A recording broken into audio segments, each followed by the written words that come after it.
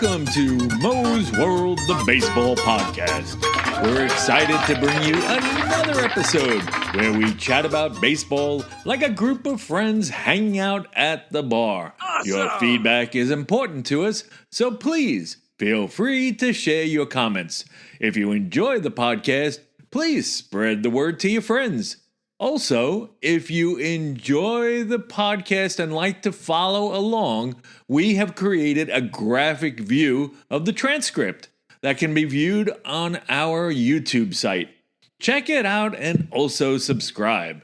So in our 17th episode, The Playoffs, Part 1, we want to express a big thank you to all our loyal listeners and for your ongoing support. And for those who are new here, thank you for joining us, and we hope you enjoy the show. Let's get started. Alrighty, by now everybody has figured out the final standings in the American and National League and who we have in the playoffs as they've already started. Wanted to get this all in this week. I apologize for being a little late. We've had some wild results in the past weeks to finally have it all sorted out. A hurricane delayed us, and just when you thought the Orioles had lost their fight, they beat the Yankees 2 out of 3 in the Bronx, then sweeping the Twins, knocking them out of the playoffs. The American League Central was right down to the wire for wildcard teams involved. Guardians, Royals, Tigers, Twins. Who would have thought the American League Central was going to be the most exciting postseason race in Major League Baseball this year? The Phillies pretty much secured their position early. The Mets and Braves battled weather more than they did each other, but the Mets finally got revenge on the Braves, coming back for a wild Game 1 8-7 victory in the Monday doubleheader, and the Braves hung on to win the second game 3-0, propelling them into the wild card and ensuring a West Coast trip to San Diego. The Brewers cruised, and now we see them in postseason action. The Dodgers took control of the division, winning by 5 games over the surging Padres. The Padres enter the playoffs as probably the hottest team in their league. And the Diamondbacks, well, they proved that April and May do count, as they just turned it on a bit late this year and lost the last wild card position to the Braves. In the American League, the Detroit Tigers, wow. They've turned it on, getting into the playoffs, and they are the hot team in their league. So who's in, who's out? It was a little confusing, but right now, in the American League, we have the Yankees home field advantage throughout the playoffs. The Cleveland Guardians winning in the Central. The Houston Astros won in the West. In the National League, the Phillies won in the East, the Brewers, and the Dodgers. And the Dodgers have home field advantage throughout the World Series. Now, the wild cards were the Baltimore Orioles, the Detroit Tigers, and the Kansas City Royals. In the National League, we had the Padres, Mets, and Braves. And you know that they've already battled. National League wild card game 1, Braves versus San Diego, as San Diego won 4-0. And the Braves left Atlanta following Monday's doubleheader, and they must have celebrated on the plane. The Braves' bats were quiet, and they were kept quiet by Michael King's pitching performance. Holy cow, King pitched 7 innings, giving up only 5 hits, no runs, no walks, with a career high of 12 Ks. And it was a totally dominant performance as the Padres rode Fernando Tatis Jr.'s 2-run home run in the bottom of the first, and Kyle Higashioka, I always screw up his name, even though he's with the Yankees, 2-run bomb in the 8th, making it 4-0. Braves manager Brian Snitker had a pretty short lease on substitute pitcher A.J. Smith-Sawyer, who was a last-minute fill-in for Chris Sale. Obviously, in a short series, it's easy to be in trouble fast, and the Braves were in that position going into Game 2. We had Max Fried versus Joe Musgrove, as the Braves were looking for some Max magic. Ouch. Was this the end of Max Fried as an Atlanta Brave?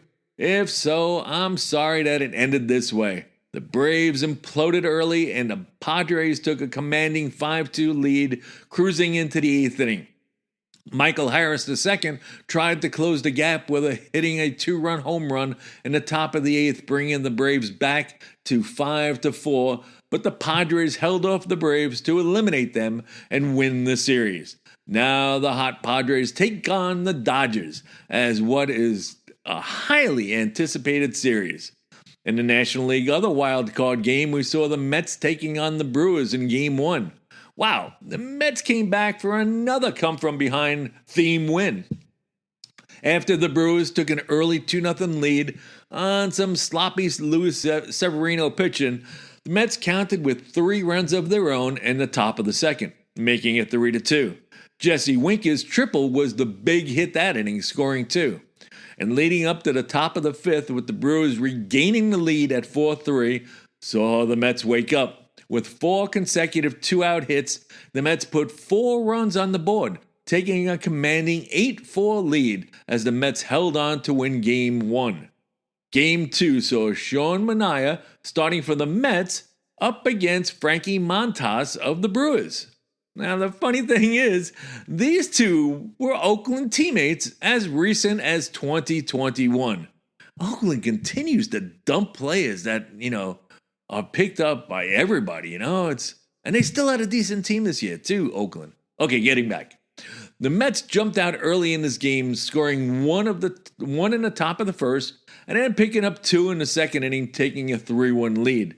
This game was looking good for the Mets, until the 8th inning when Jackson Chourio lifted a home run to center, tying it at 3-3. The Brewers went on this game on 2 home runs by Jackson Chourio. Now on to Game 3. Game 3. This series was the only one of the wild cards going the distance. Tobias Myers, in his first year in the majors, finishing at a 9-6, 3.00 ERA, got the start for the Brewers, and Jose Quintana at 10-10, 3.74 ERA, got the start for the Mets. Wow.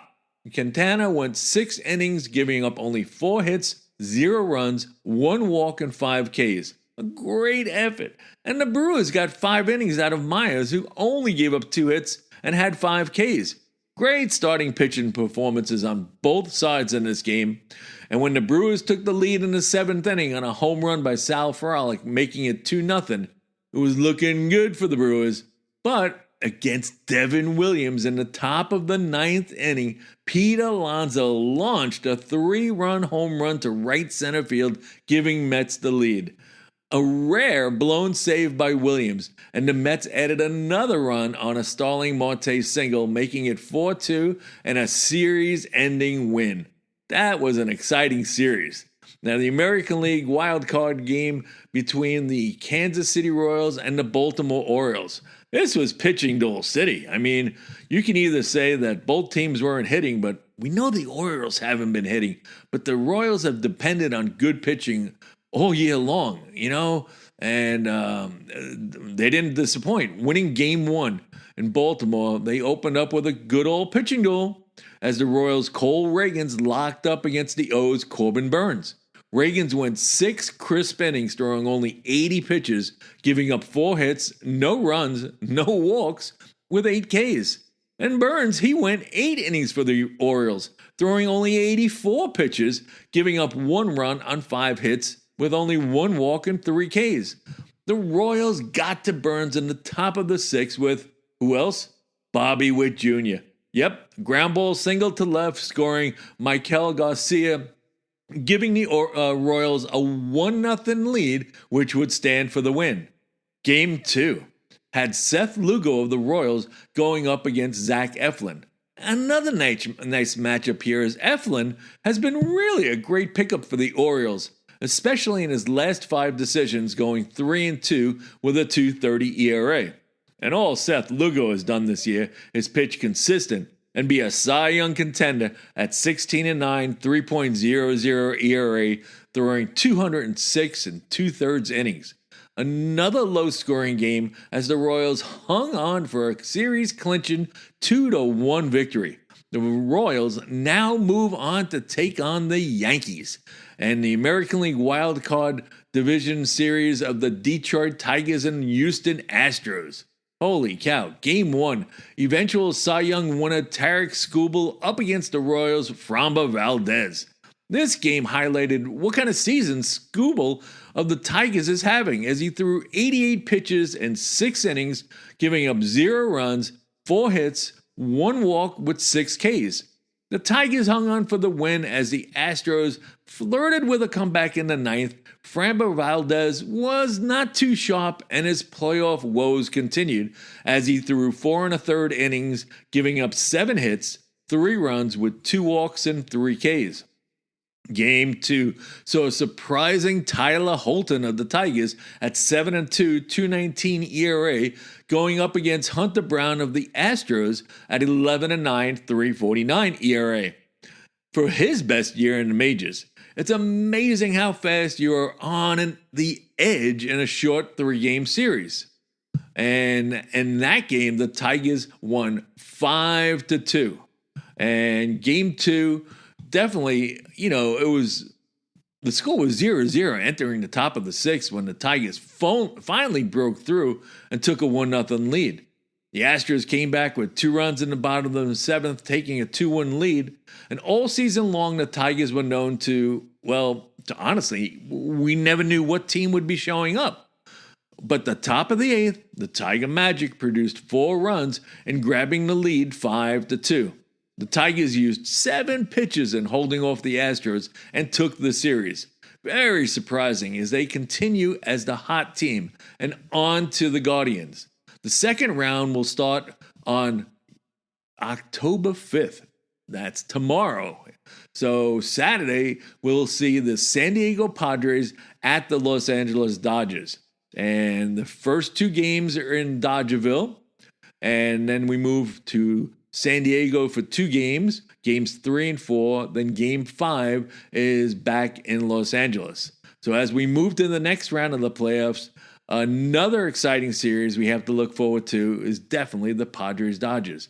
These 2 teams really match up well. And let's see what that's going to bring. And over in the National League Wildcard versus Division winner game, that's the Mets at Philadelphia Phillies. All right, the record between the Mets and the Phillies this year has the Phillies up 7-6. And boy, for all time, the Phillies have won 555 wins against the Mets all time, as the Mets have 525 wins against the Phillies. So it's a pretty even matchup all through the years, and I'm sure both these teams don't like each other, and they look to knock off each other. In the American League, the second round will give us the Detroit Tigers at the Cleveland Guardians. That game will be on Saturday, October 5th as well. And these 2 teams have battled often. We know this. The Tigers' all-time record against the Guardians is 1,159 wins and against 1,155 losses. So this year, the Guardians prevail with a 7-6 record. So they've been battling for years, and they look to battle once more. The other American League divisional game will be also on October 5th, as they all start the same day, and it's going to be the Royals at the Yankees.